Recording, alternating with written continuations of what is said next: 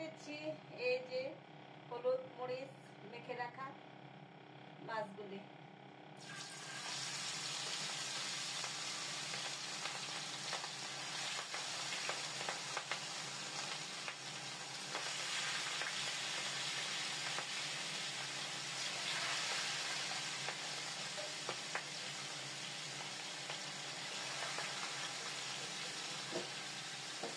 এখন মাছগুলি ভাজা হওয়ার আগ পর্যন্ত ভাজা হয়ে গেছে। ইলিশ মাছ বেগুন ভাজা সাথে শুকনা শুকনা লাল মরিচ। এখন খাবো। এখন সাথে থাকবেন না চলে যাবেন? না না, আমি সবাই এখন খেয়ে দেখি। বিসমিল্লাহির রহমানির রহিম।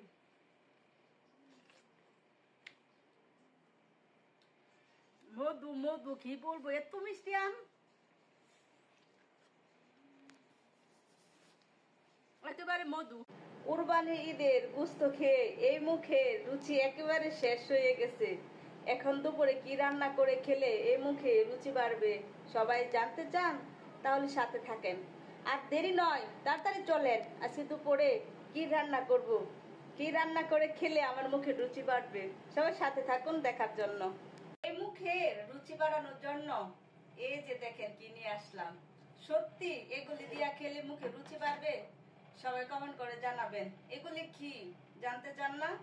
এই যে বড় বড় ইলিশ মাছের পিস, এটি ভাজি করব। সাথে থাকবে বেগুন, বেগুনগুলিও ভাজি করব। তাহলে মনে হয় আজকে সত্যি মুখে রুচি পাবো, তাই না? সবাই সাথে থাকুন বাজার আগ পর্যন্ত। আর দাওয়াত দিলাম, আসেন খেয়ে যান। কালা বেগুন ভাজা আর সাথে ইলিশ মাছ ভাজা। মাছগুলি খুব সুন্দর করে ধুয়ে হলুদ মরিচ লবণ দিয়ে মেখে নিলাম। সাথে বেগুনগুলিও কিন্তু মেখে নিছি। এখন ভাজবো। ভাজার পর খুব মজা করে খাবো। কি বললাম, সত্যি কথা না? কারণ গোশত খেতে খেতে তো মুখে রুচি চলেই গেছে, তাই এটা দিয়ে খেলে মনে হয় আজকে রুচি বাড়বে। ও আরেকটা কথা, এটার সাথে কিন্তু শুকনা লাল মরিচ আছে না, এগুলিও ভেজে নেব। তাহলে খেতে মনে হয় দারুণ হবে, দারুণ। এখন তেলগুলি গরম করে নিচ্ছি। অনেক ভালো করে গরম করতে হবে যেন লেগে না যায়। যাই হোক, অনেক গরম হয়েছে, তাপমাত্রা অনেক হয়ে গেছে। দিয়ে দিচ্ছি এই যে হলুদ মরিচ মেখে রাখা মাছগুলি।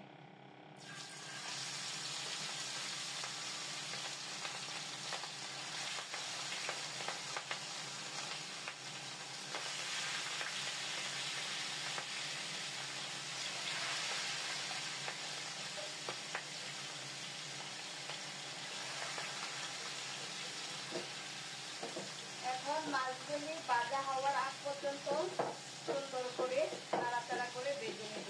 এখন আমটা কেটে নেব। ওয়াও, গ্রানটা তো খুবই ভালো। আমের রংটাও খুব সুন্দর।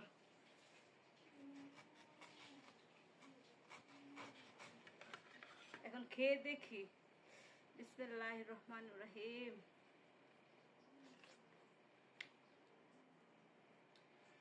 মধু মধু কি বলবো, এত মিষ্টি আম। একেবারে মধু। এখন মাছগুলি একটু উল্টে পাল্টে ভেজে নিব।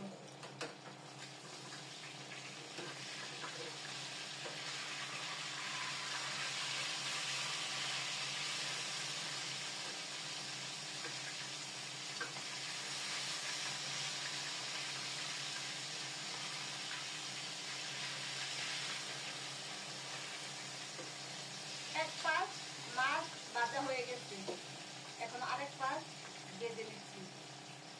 তারপর হয়ে যাবে আমার মাছ ভাজা। পরে বেগুনগুলি ভেজে নিব। ভাজা হয়ে গেছে আমার ইলিশ মাছগুলি, এখন এক এক করে উঠে নিব। খুবই সুন্দর হয়েছে। ওয়াও, একেবারে লাল লাল হয়ে গেছে।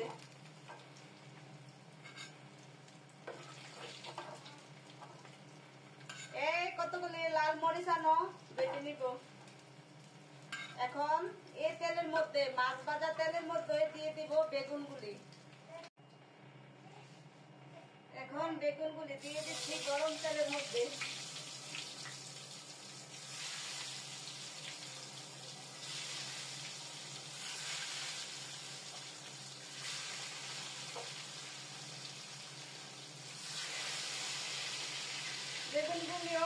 মাছের মতো এমন লাল লাল করে ভেজে নিব।